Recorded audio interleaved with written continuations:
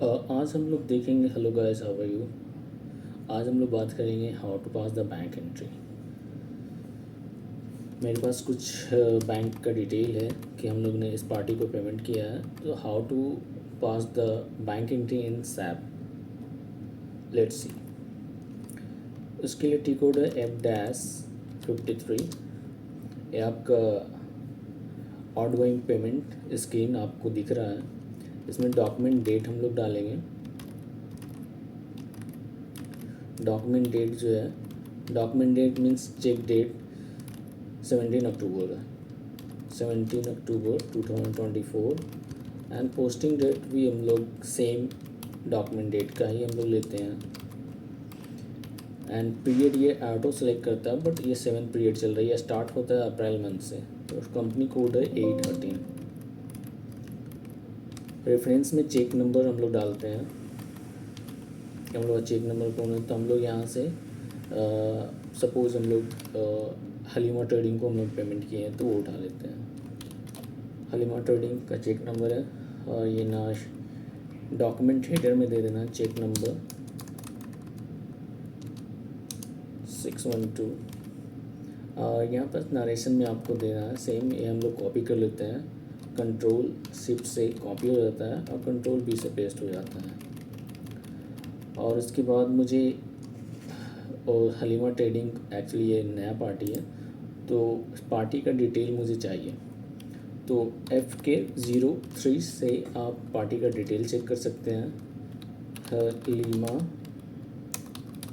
Trading, ये आ गया party का, Halima trading establishment F7। Address control payment transaction select हो जाएगा, और ये कंपनी कोड आपको यहाँ मेंशन करना है 813। ये आपका कंपनी कोड आ जाएगा, एंटर करना है। ये आपका वेंडर का डिटेल आ गया, यहाँ पर एड्रेस हो गया, और ये इसका बैंक का डिटेल हो गया, और ये एड्रेस में सारा आपको दिख रहा है। यहाँ पे वेंडर का कोड होता है, तो जो भी सैप में ट्रांजेक्शन होते हैं वो वेंडर के कोड के अकॉर्डिंगली सारा ट्रांजेक्शन होता है। तो हम लोग ये हलीमा ट्रेडिंग मेंशन करेंगे, हलीमा ट्रेडिंग।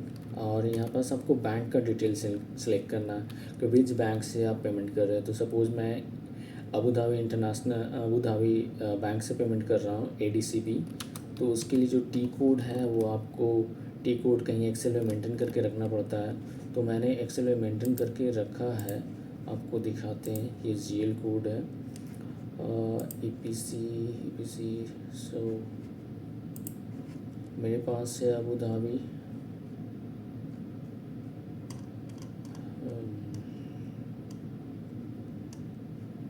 ये टी कोड है आपका, bank Abu Dhabi EPC LLC। सो ये मेरा टी कोड है। तो हम लोग जाएंगे यहाँ अकाउंट्स में, ये बैंक का डेटा आपको दिख रहा है। ये अकाउंट्स में जाके अकाउंट्स मतलब वो जो बैंक का कोड है वो डालेंगे। बिजनेस एरिया मेरा 00C9 है। ये स्पेसिफिक एक बिजनेस एरिया होता है।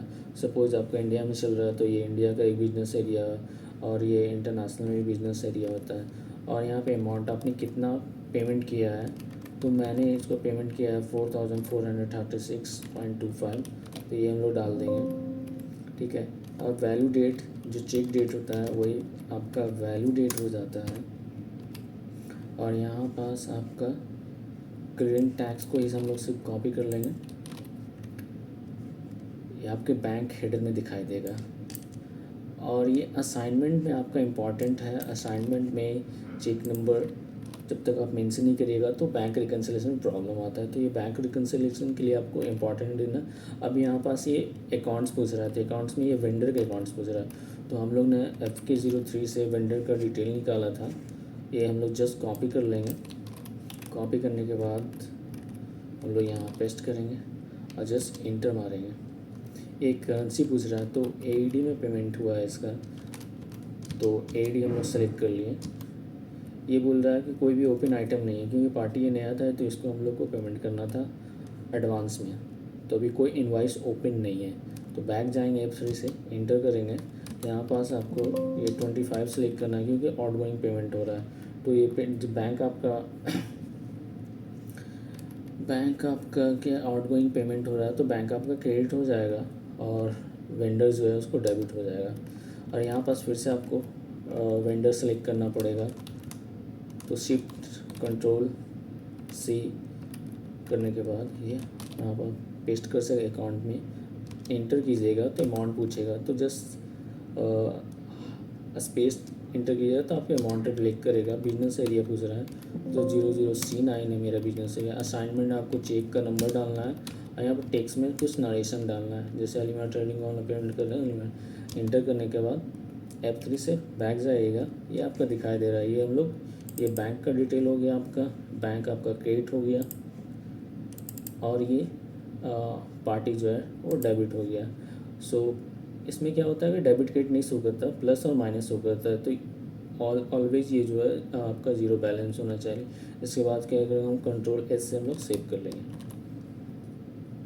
इसमें कुछ एरर आ रहा है, एरर ये आ रहा है कि बोल रहा है प्रॉफिट सेंटर, आप किसके लिए पेमेंट किए हैं। तो हम लोग ने जो पेमेंट किया है ना वो ये प्रॉफिट सेंटर है।